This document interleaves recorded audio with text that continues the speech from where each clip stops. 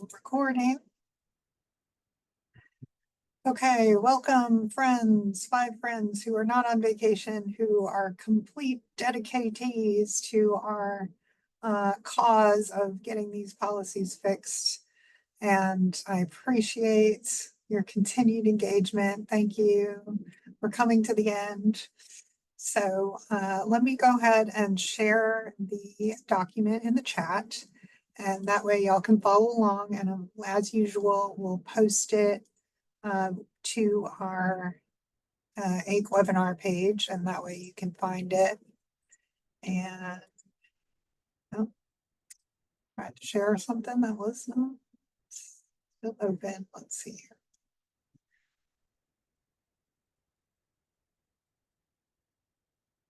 Sorry, y'all are watching me do this, but I think we got it. Okay. Here we go. Okay, so the document that's coming to you, it's got today's date on it. It's also got the suffix clean because I took out some of the text that we were talking about deleting and just make it easier to see how things are evolving. All right, so here we go.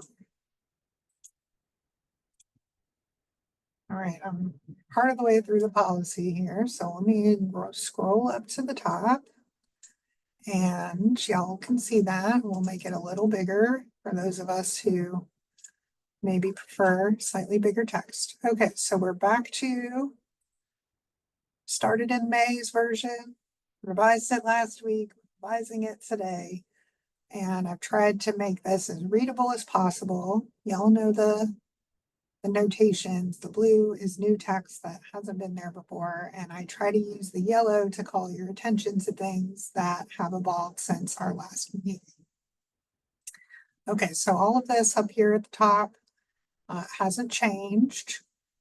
And for those who weren't here last time, we added in some exclusions for non-instructional, and I was asked to also add research facilities in here as non-instructional, so units of research, so that we don't need to review them as off-campus sites unless they want to be offering coursework. Okay, so then we've got exempt sites, no changes there. We still need some discussion on the high school sites, specifically those that are out of the service area, but we're calling them exempt, and we'll get to the high school site discussion down below. All right, and branch campus. Okay, so none of this has really changed. We've added more in the off-campus instruction to exclude practicum, clinical training, or other work-based learning. That includes internships and apprenticeships and all that. All right, the programs. We're going to talk a little bit about those today. So this change we've discussed before is intended to align with SACS, and AIC previously was concerned with only fully off-campus programs, but because SACS needs the substantive change for 50% or more of a program being offered at a site, then we're trying to kind of get that a little more aligned. Okay.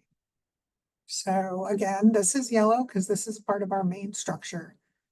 Establishment of new off-campus site within service area. None of this has changed, except I was calling this before business plan under summary of funding, and I changed it to budget projections. We'll give a form and we'll make it pretty straightforward, but I think budget projections is probably easier to understand in policy than business plan is. Okay, and then we go to coordination of instructional offerings. So this is for with a site within a service area.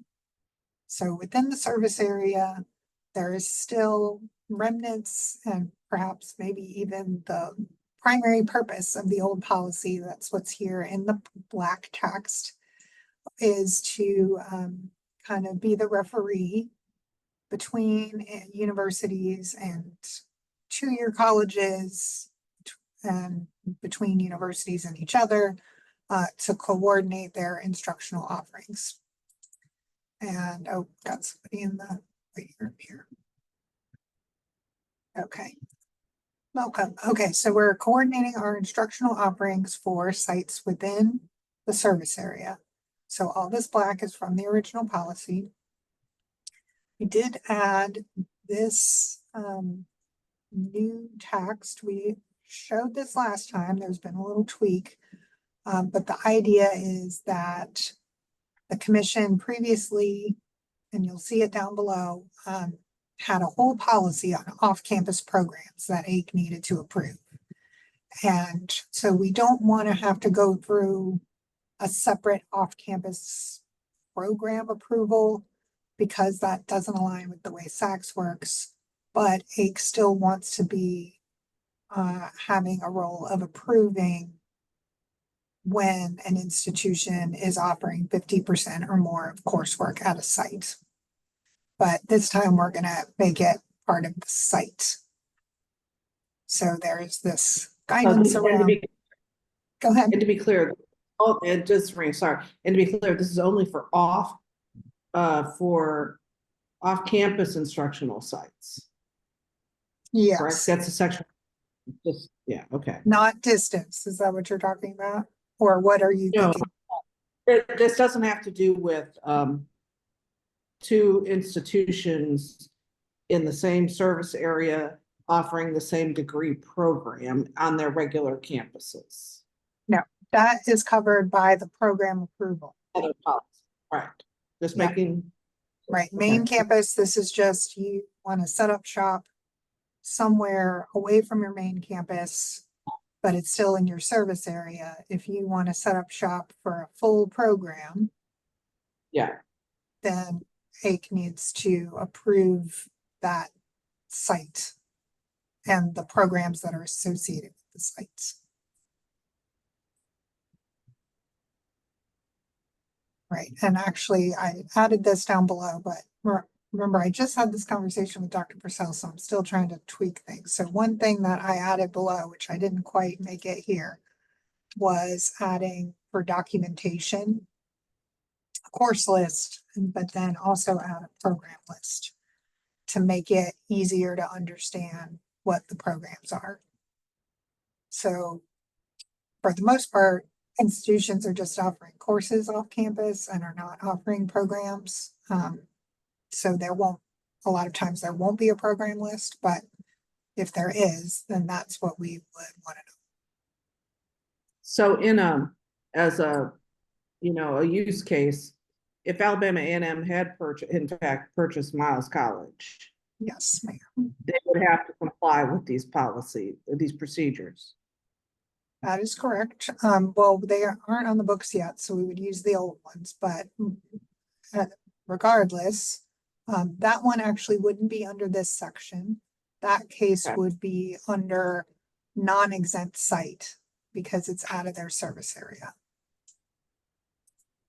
Okay. Does that make sense? So there would always have been an approval. Okay. But I think you're right. Your instincts are right to want to talk about a specific situation. How does that approve? How does that fall within the rules? Okay. Okay, Susan. I want people to get back, I have to translate this to my campus, so I want to make sure. Thanks. Right, so this would be, let's say, ASU decides that you want to start offering your occupational therapy program, I don't know, at a site over near the Air Force Base that you don't already have. Right.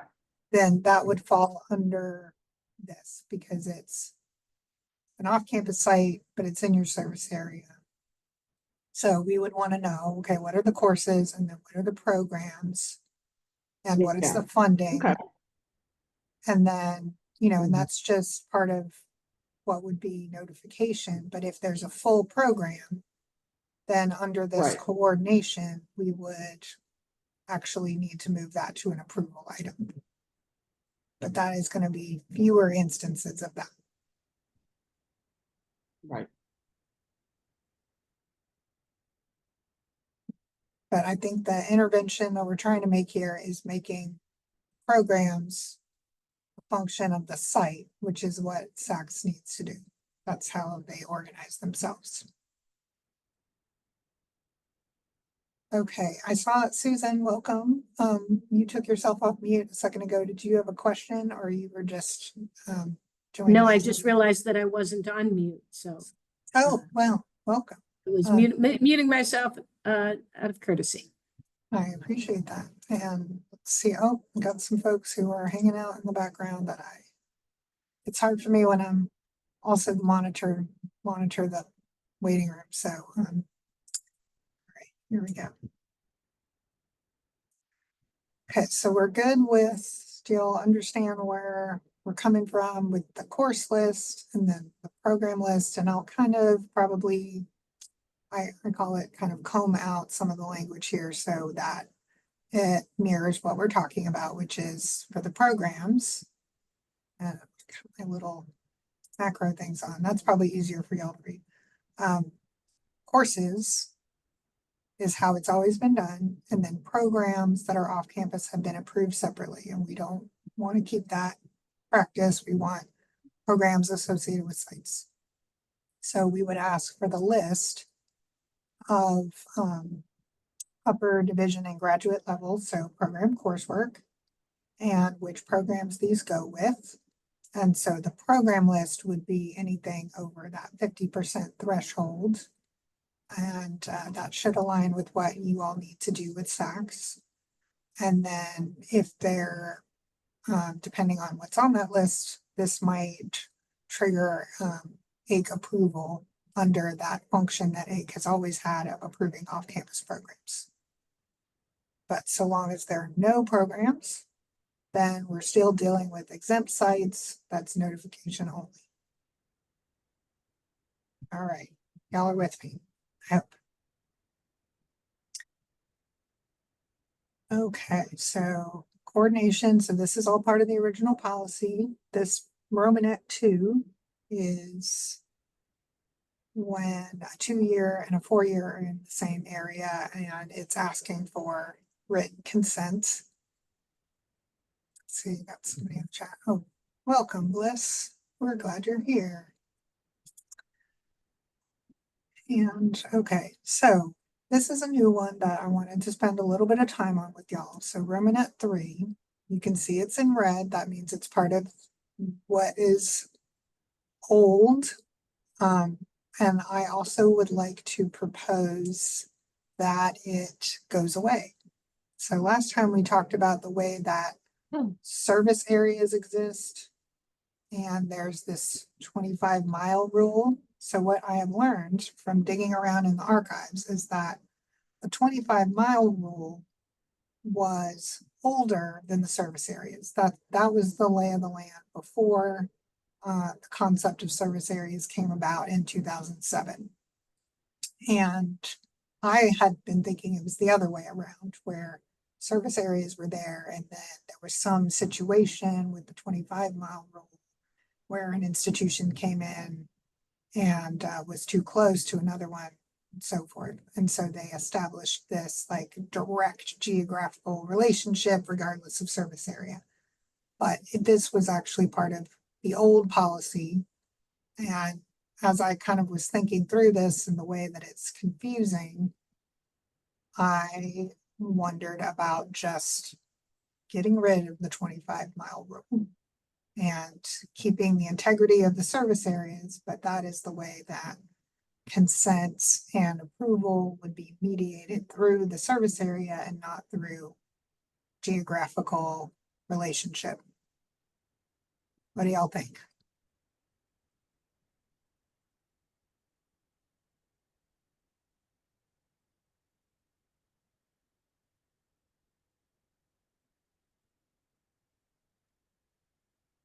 Does this affect the community colleges in a negative way or anything?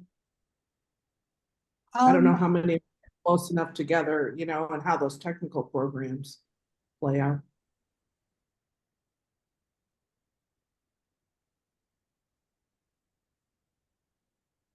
Yes, that is a good question. All right, I'm gonna write this in my, okay, what about community colleges that share the same service area?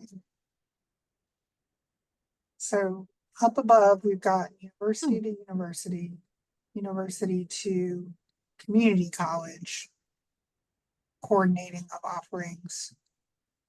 And so your question about what about coordinating offerings between community colleges?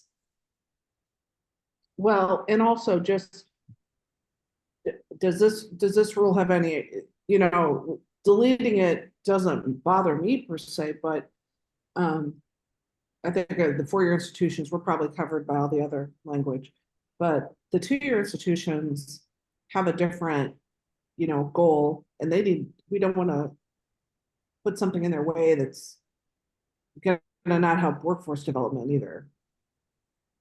Right, I would think that having the rule is more restrictive than not having it. Yeah, I'm just, anyway, that's just double. Yeah, but Oh. I take your point, which is perhaps the community colleges are the ones who rely on this more, and I don't see any of them on the call today, so maybe we need to get their input.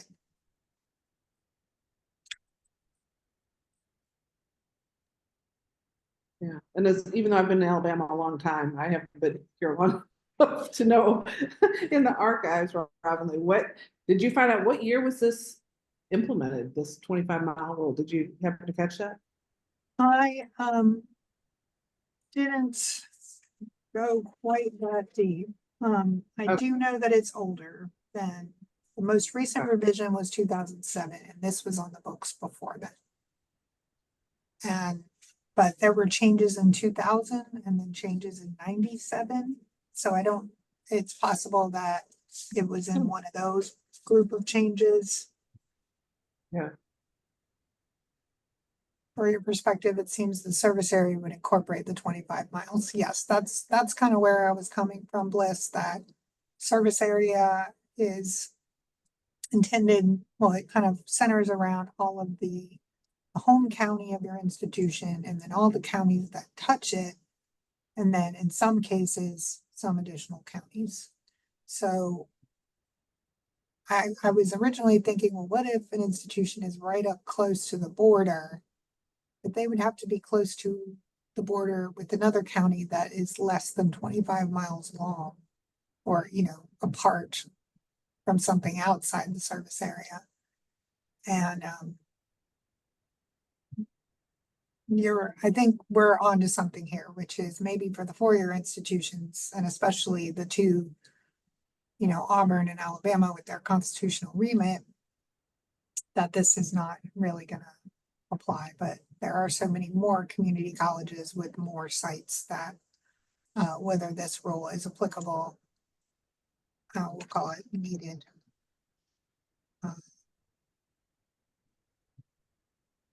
right, we'll leave it there. But y'all don't have an objection. That's important for me to know.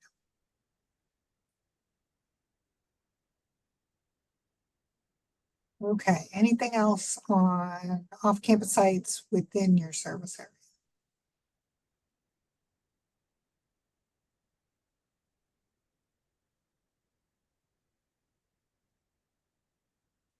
All right, so now we're moving on to the next big section, which is new off-campus site that is exempt, but it's outside your service area. So because it's exempt, and if you remember up above, there were definitions for exemptions. That's the high school sites, the prison sites, and the service area we covered in the previous section. But those two, I think, are the ones that fit within this. But you're trying to set up one of those. Prison site, high school site. Yeah, those are the only two. You're trying to set up one of those outside your service area. So you've got to give prior notification. And you've got to do some documentation, course list. We'll do a program list too, similar to what we described up above. summary of funding. All right, and then because it's outside your service area, this is where written consent comes into play. So this is kind of a restatement of the policy that's on the books.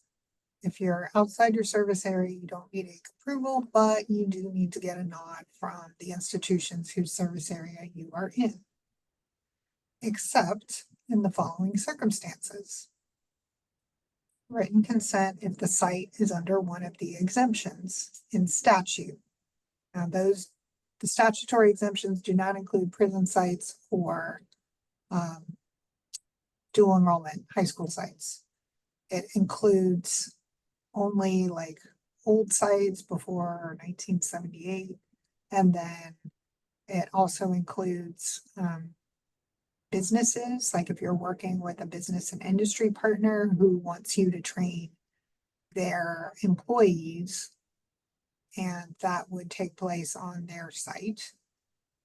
Still an off-campus site, but it's statutorily exempt, so we would not need written consent for that. You all following me so far? This is where it gets a little bit.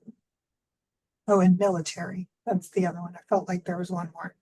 Military reservations are statutorily exempt as well. So if you already have a relationship with a military site, even if it's outside your service area, then we still need to know about it, but we don't need you to get written consent. What are you thinking, Tina? I thought I heard something.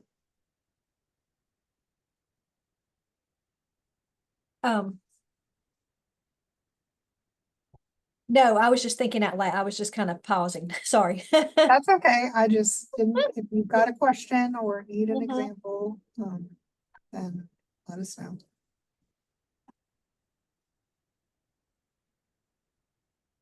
Okay, so this written consent for statutory exemptions not being required, that's part of the original policy. So this was one of the questions that I've posed up here back in May, and we've been kind of talking through. So this does not, statutory exemptions do not include prison sites or high school sites. So we need written consent. According to the existing policy on the books, and this is how we've been interpreting it, written consent to set up a prison site or a high school site outside your service area doesn't need AIC approval, but it does need written consent. And so this, the way it's written right now, would preserve that lay of the land. And that is intended to protect institutions from having somebody setting up shop in your backyard without you knowing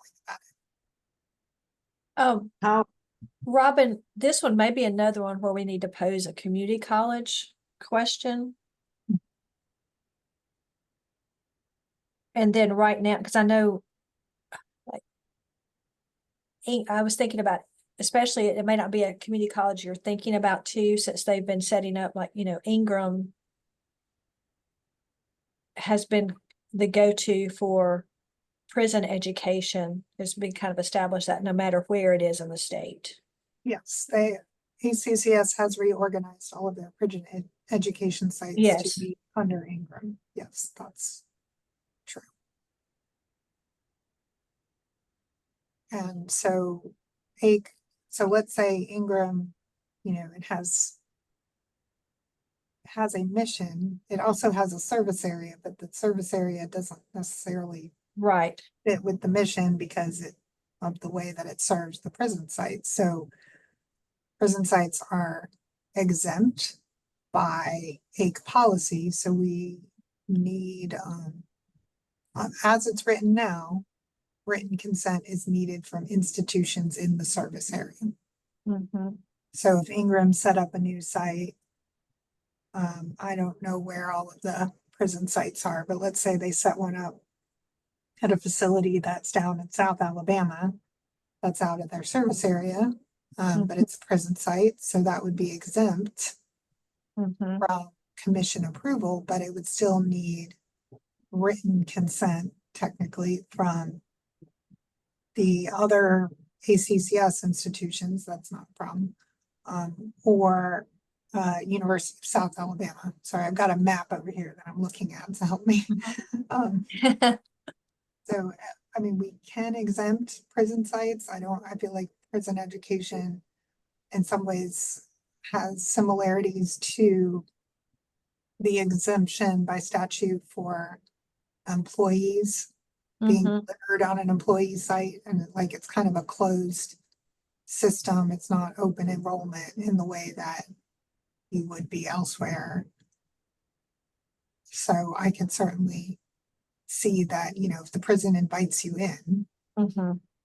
but let's say in this scenario that we've talked about, hypothetically, South Alabama, that, a correctional facility invites UAB in to be delivering instruction down there. Would the University of South Alabama want to give their consent, or would they just go along with it, given, they also have a medical school and so forth?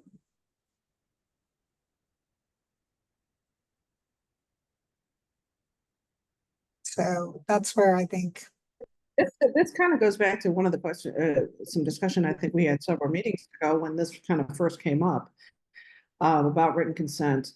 That what if, like what the scenario you just described, that in this case, a prison specifically reaches out to a specific institution because of for whatever reason. Like, how does that play into all of this? Because they want UAB, but South says no. What happens then?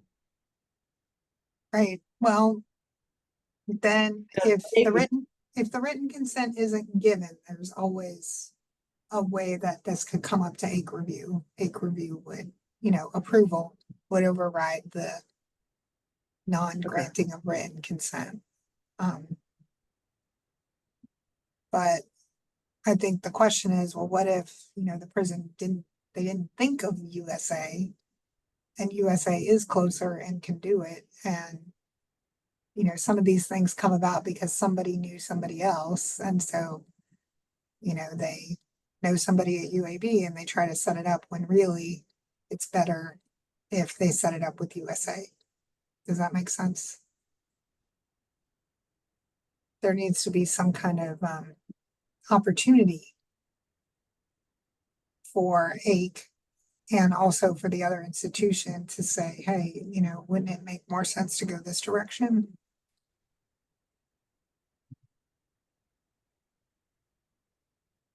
Where if we carve out the prison sites as, an exclusion where written consent isn't required, then nobody has a chance to say, hey, wait a minute.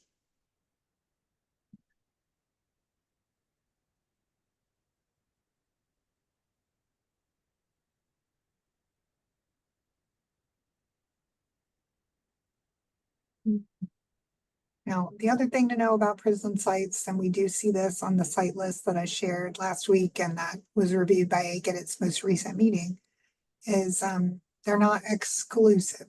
So there are certainly cases where Ingram State is delivering off-campus instruction at a site, and there's also a four-year institution at the same site.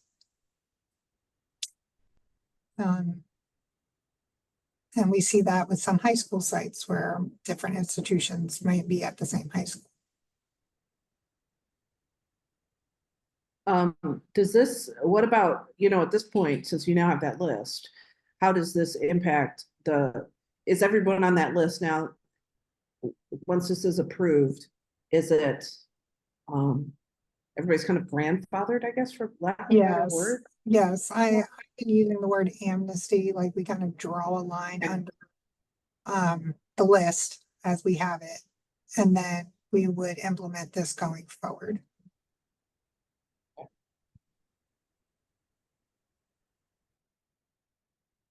And for the high school sites, I know we've had a lot of conversation about this, so if we keep this text as it's written, it means that if another university or community college wants to start up a high school site in your service area, That's not their service area. They're coming into your service area. You would have to give written consent.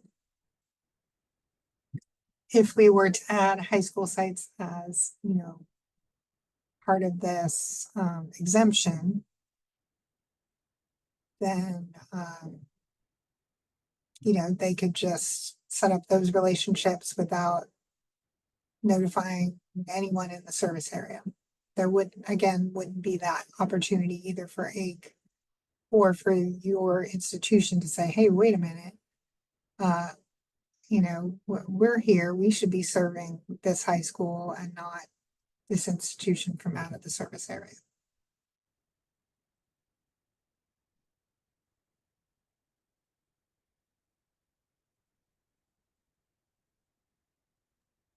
Does this cover students who are taking online courses? Do we carve Nope, that out any? nope.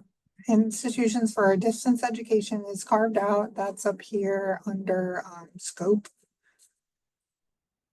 Oh, sorry for the You don't have- scrolling. okay, I remember, that's fine, yeah. Yeah.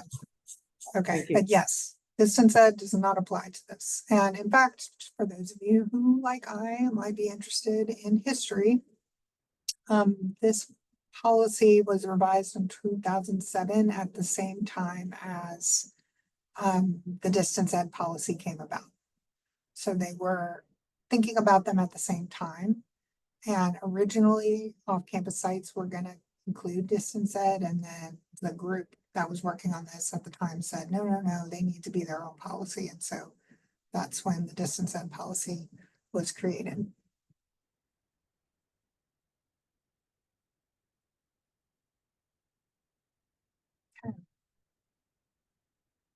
All right, well, the other exclusion or exception here is if an institution is offering some courses outside their service area that no one in the service area offers. So UAB comes to mind again. I think I've probably given y'all this example before, I don't know, a couple of years ago, before I was here. So let's say 10 years ago or so.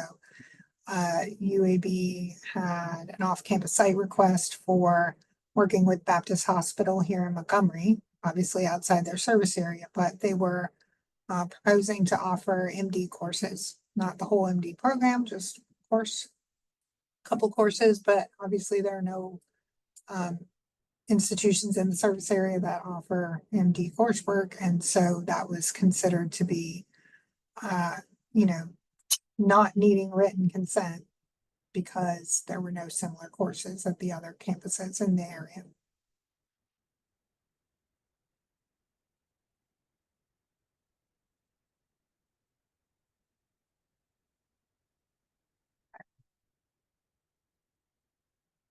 All right, so I'm gonna leave it as written, meaning somebody who wants to set up shop in one of your high schools needs to get your consent. And I'll also bring this up with the community colleges just to make sure they are aware. And unless we've got somebody who really wants to say, I want to set up shop at a high school and not tell anybody except that, or not get permission ahead of time. All right, so the last kind of new site is non-exempt. So these are the ones, basically, this is outside your service area and doesn't fall under one of the exemption categories. So the example that Rena brought up a minute ago of Alabama A&M potential site in Birmingham initially would fall under this category, a new non-exempt site. And that always needs commission approval, and it needs documentation, including, same as above, course lists. We're going to add a program list also. And since it requires approval, the programs would be approved to go with the site. Summary of funding and written consent. So we would want that institution to go around to the institutions in the service area and get their written consent. Now, the question came up before, what if the institutions in the service area don't want written consent or don't want to consent? And how would that be handled? Then they could give approval without the written consent, but there would need to be a very, very good rationale. And we could spend some time in the policy going through what such a rationale would be. My inclination would be to be silent on that because we don't want, to encourage institutions to do that, right? If that makes sense. We would want to encourage institutions to be good partners and obtain written consent. And then in the scenario where that doesn't happen, we would deal with it on its own versus, giving a pathway for getting around written consent. That's my inclination, but I'm open to your suggestions. And then I couldn't think of any exceptions that would apply here, so I don't think we should cross it out unless you all can think of exceptions that should be considered.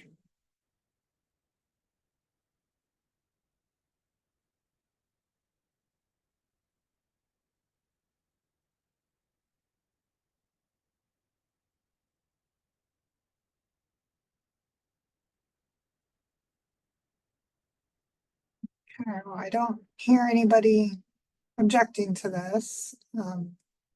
If you have second thoughts later, let me know. All right, onward. So again, we're back into original parts of the policy here, compliance with accreditation, follow-up report. I want to take the date out so that we can be a little more flexible.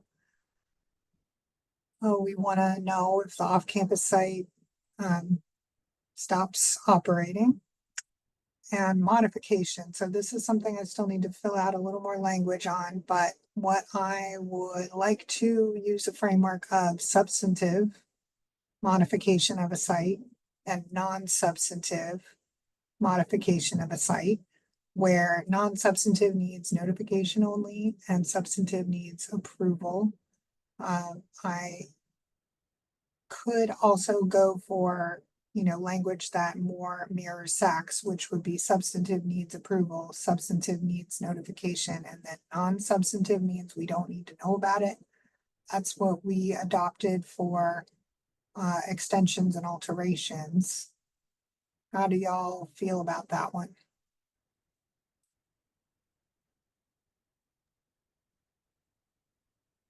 Well, let's reflect back and what was it like when you had to go back and you were working on your list to try to figure out what was already going on? Would it be helpful to have those notifications just to keep up to date with the trends or, what we're seeing? Well, yeah, I think what I was calling attention to was the name. And Oh. as I was just quickly putting notes together, I put non-substantive, and then I realized that actually what we did before was substantive. And because I know this mirror SACS requires approval. This is what we did for the extensions, and substantive requires notification. And so for the substantive, again, the ideas we're getting away from off-campus programs as being their items. This would be a modification to the site. And if you're going to add a new full program of study at the site, that's, or not full, let's say 50% or more, that's what we defined it up above, then this should mirror what you have to do with SACS already. That's considered a substantive change to your site, and it requires approval. So we would do the same thing. And then as I'm thinking about the language, some minor changes, and I don't know, y'all can fill me in, new courses or I think it's 25 to 49% of Yeah, for sure. program coursework, right? At sites. Certificate. What is certificate? Would you want to know if a certificate was would that just require notification? If somebody decided they already had this off-campus site and they decided, hey, I want to offer a certificate in hotel management. Mhm. Or you know what I mean?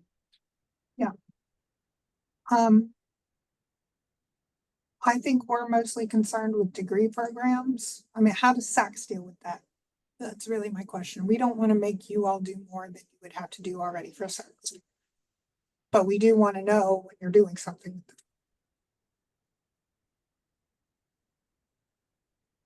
So for notifying Know how they- Saks about I stuff don't that off, know about off-campus sites.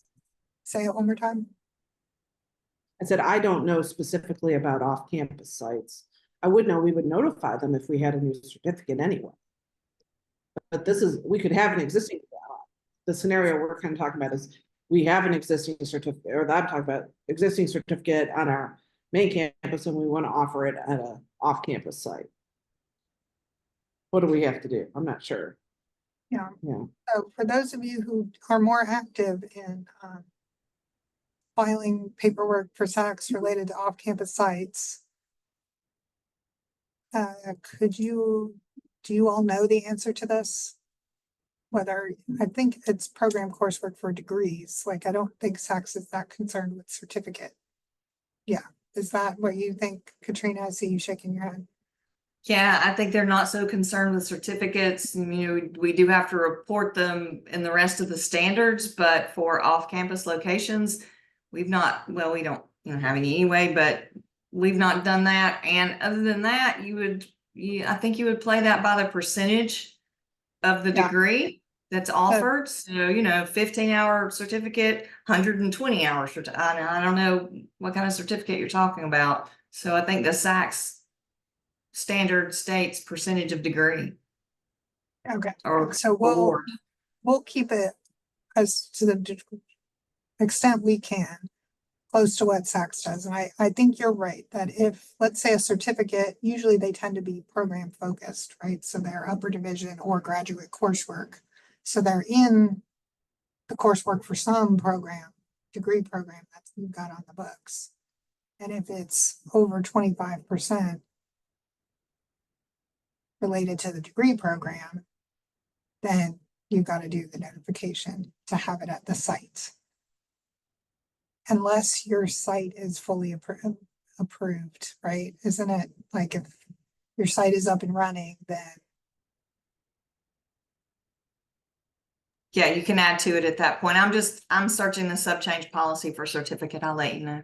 yeah, I feel like they're very loosey goosey when it comes to certificates. And then we'll make one that's called non-substantive. And I'll have to think through that.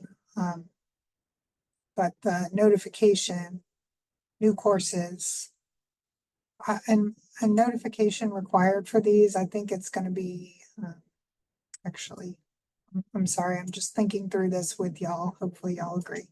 The courses, as long as they're not gonna tip over to that program coursework threshold, then we would just have them reported with the annual off-campus this report. So we would know about them, but we don't need to know about them before. All right, so that's kind of where I'm thinking this is gonna go. Again, part of this is a way of marrying together the policy AIC has on the books where we approve off-campus programs and how Saks organizes this around the sites.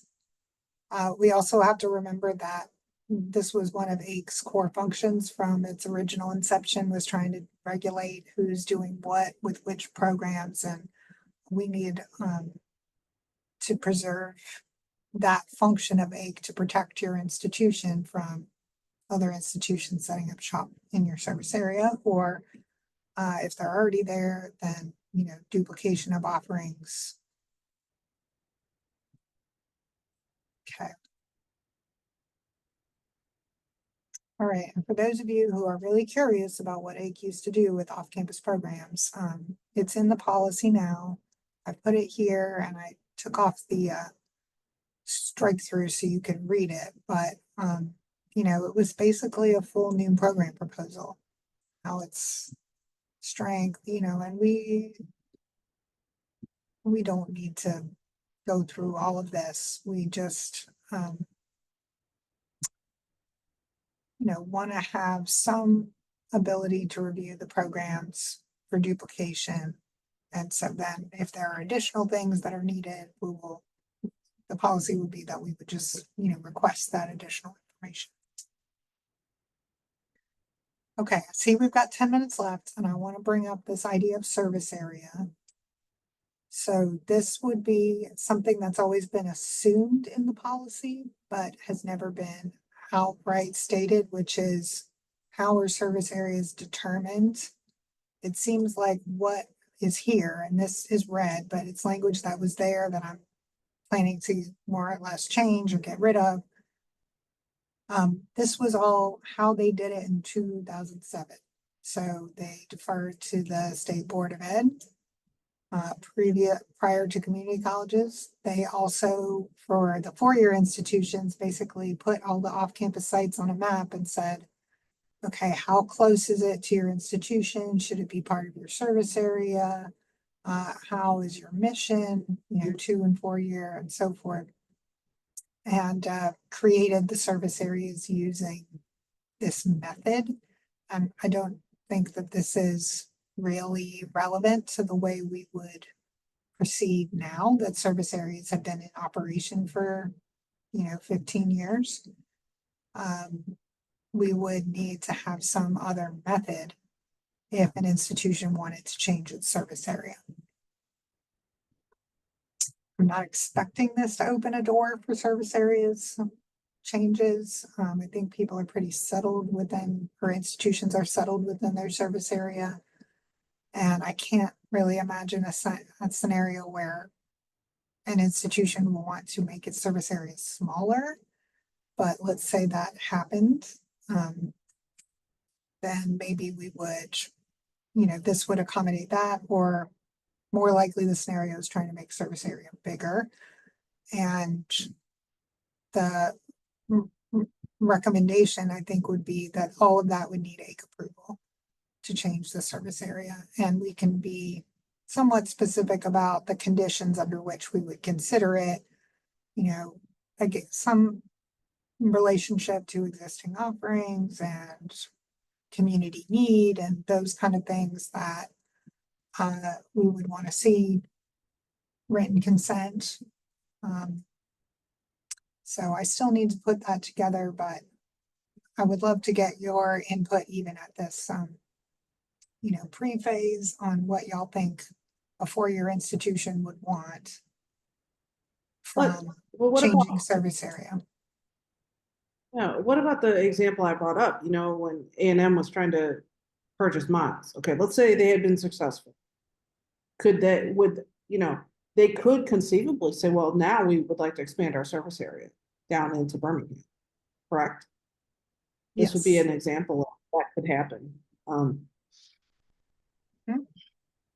Yep, and so in that scenario, I think those would be different items that are related for AIC review. One is the establishment of the off-campus site, and the other is the expansion of the service area.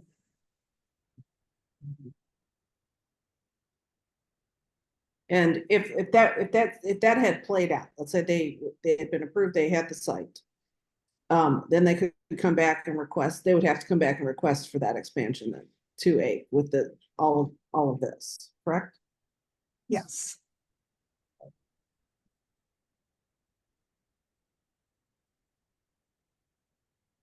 Yeah, because I wouldn't expect the institutions to object to AIC's authority for regulating off-campus sites in that scenario. I think the institutions in the service area would want to have something to say about it.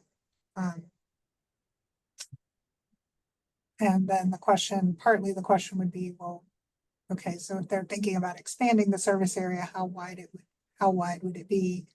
And having that as a separate item would open up that conversation between institutions and with the public and trigger a process for getting all that information and having the commission vote on it. what? So this is, so UA, for example, they're already a system. But I remember a few years ago, you know, Troy had its discrete campuses and they were filing, you know, as separate campuses, and then they kind of did some magical things to make it one Troy, right? Well, And they they- consolidated their institution in 2005, all processed with Okay. Saks and so All forth. right. That's the word I would consolidate. Thank you. So, you know, at that point, did that change how the surface area for Troy looked? Does that change, you know what I mean? Because they have campuses in other service areas. Yes, that's a good question. I believe Troy's merger happened in 2005. That was actually before this policy went into place around service areas. So Troy's service area on the tables that were approved included, I think, all of the service areas for the separate institutions, which is looking to see how that went. I mean, that's my, you know, my thought is, I just don't know who else in the state at this point would have that ability to do something like that. But that was considered as part of the approval for the consolidation, because AIC did have to approve the consolidation. Yeah, I mean, I'm just thinking, you know, in the future, if that happens like that again, because, you know, it set up issues here in the Montgomery service area. I think maybe you had just gotten the commission when that happened. Yes, well, that was one of the issues that we were trying to work out was Troy's inventory, and because their inventory was still split between their former institutions, and one thing I was. So they made a very robust proposal about the Troy Montgomery campus. That's why we had to have a discussion. But yeah, those are the kinds of things, you know, that we just don't want. We have to think about, and I'm not just thinking about ASU because I just don't know what else is in some of the other areas, how this might be. But I think you bring up an important case, which is when institutions either close or consolidate, that would potentially be the reason that that service areas would be revisited, and it would be good to have more structure about what that would look like. I think we all know it would need some kind of approval, but what else is part of it?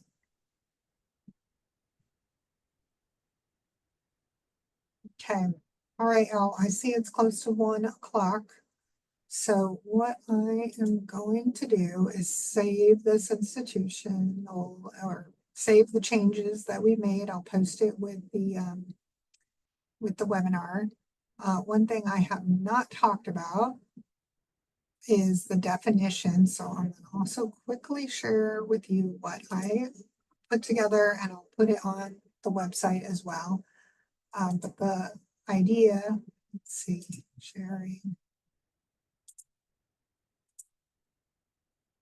I think y'all know that the definitions are all part of this first part of the policy, 300-101 definitions. And we've been waiting to revise those until we got everything else kind of sorted. And so I've kind of gone through and struck out some definitions that aren't relevant, made some notes about where the definition that we should use comes from, which new policy. Put in green some of the definitions that look okay or maybe need to be tweaked, and a few notes here. But what needs to happen, I think, is some hive minds, you know, making sure that we all accounted for the Saks changes, and making sure that we collect all of the definitions that have been in the new policies that we put together, and also agree on a structure. So I don't want to go into a huge amount of detail on it today because we're at the end. But you can see that there's a lot here that I'm, proposing to get rid of and clean up. And but one thing on the structure, and like I said, I'll share this with y'all.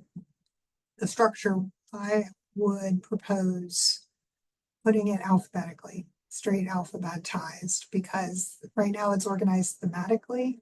So like different sections of the policy have different chunks with them. But that's all in those regulations that govern that, right? If it's about academic units, it's in that section. So if you wanted to see it thematically, you could go to that part of the policy and just have the definitions be alphabetical and kind of cross-referencing. Katarina Bristol, you're giving me the thumbs up. I appreciate that. I think it would just make it a whole lot easier for people to find what they need. So Tina Jones agrees. Susan Carvalho, thank you. Okay, y'all. So I think we probably need another conversation. I will, try to be thoughtful about when to do that because we are having the semester starting real soon.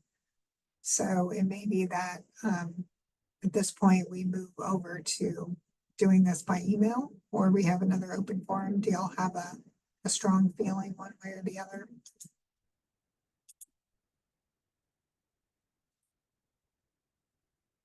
Either, yeah, maybe we'll it would be easier for me at this point if we kind of have more or less got some agreement that we move over to written and just be batching things across. Anyway. Okay, folks, thank you for your time. We'll see you soon, maybe, or we'll email you with all of these. And thanks again. And look on the webinar page if you need the recording or share it with your colleagues. Thanks for doing all this work, Robin, and for filling our policy wonk cards. I love policy wonks.